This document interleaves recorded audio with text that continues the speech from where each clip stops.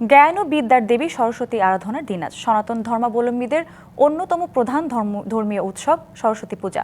সরস্বতী বৈদিক দেবী হলেও সরস্বতী পূজা বর্তমান রূপটি আধুনিক কালে প্রচলিত হয়েছে।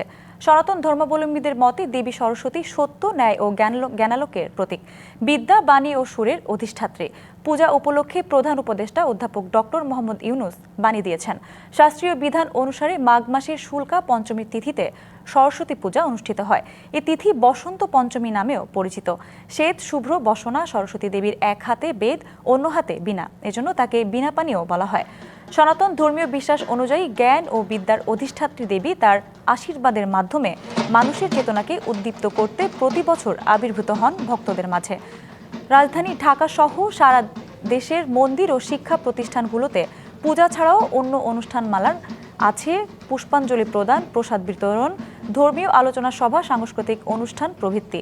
পূজা উপলক্ষে ঢাকা বিশ্ববিদ্যালয়ের শিক্ষার্থীরা নানা কর্মসূচি গ্রহণ করেছে। এছাড়া ঢাকা রামকৃষ্ণ মঠ ও রামকৃষ্ণ মিশন, সিদ্ধেশ্বরী মন্দির, শাঁখারী বাজার, তাঁতি বাজার ও রমনা কালী মন্দির সহ মণ্ডপে মণ্ডপে সরস্বতী পূজার আয়োজন করা হবে।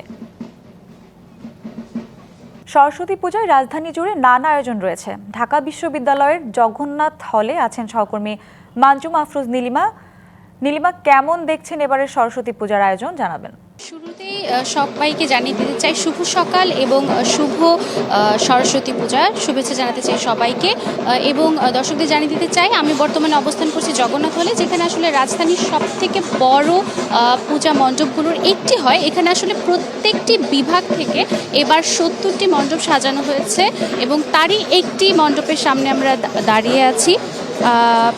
সাদা, হলুদ, লাল, সাদা সাথে নীলের মিশেল সাজে সেজেছে গোটা প্রাঙ্গণ, ফুলে ফুলে আলপনায় এবং আলোয় আলোকিত প্রতিটি মণ্ডপ। শিক্ষার্থী থেকে শুরু করে শিক্ষক সকলেই আজ করছেন বিদ্যার দেবীর বন্দনা। ঢাক, ঢোল ও দেবীর বীণার সুরে সেজে যেন জেগে উঠেছে জগন্নাথ হলে শতবর্ষী এই ঐতিহাসিক পূজা। আপনাদেরকে আরও একবার জানিয়ে দিতে চাই সকাল থেকে কিন্তু এখানে দেবীর আর্চনা এবং আরাধনার যে কাজ সেটি কিন্তু শুরু হয়ে গেছে। এবং শিয়া বাটার ও ভিটামিনে সমৃদ্ধ লিলি বিউটি সোপ, তারুণ্যময় উজ্জ্বল ত্বকের জন্য। রিমার্ক, দর্শনার্থী যারা আছেন তারা কিন্তু সবাই এখানে আসছেন। রাজধানীর সব থেকে অন্যতম বড় কয়েকটি যদি সরস্বতী পূজা হয়ে থাকে তার মধ্যে অন্যতম কিন্তু জগন্নাথ হলের এই পূজা, এবং এটি শতবর্ষের একটি ইতিহাস রয়েছে এই পূজার পেছনে। প্রতিমার নান্দনিক রূপ, শিল্পীদের নিপুণ কারুকাজ আর শিক্ষার্থীদের সম্মিলিত প্রচেষ্টায় এবারের পূজা পেয়েছে এক অনন্য মাত্রা।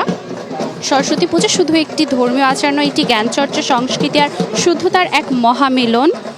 এবং আপনাদেরকে আজকে জানিয়ে দিতে চাই এখানে কিন্তু শুরু থেকে আমরা আমাদের বাঙালির একটি প্রচলিত হাতে খড়ির যে কাজ, এটা কিন্তু সনাতন ধর্মাবলম্বীদের এখান থেকে শুরু হয়েছে। তারা ছোট যে বাচ্চা আছে তাদেরকে নিয়ে এসেছেন হাতে খড়ির যে অনুষ্ঠান। পরবর্তী সংবাদে হয়তো আমরা আপনাদেরকে সেটা জানানোর চেষ্টা করব।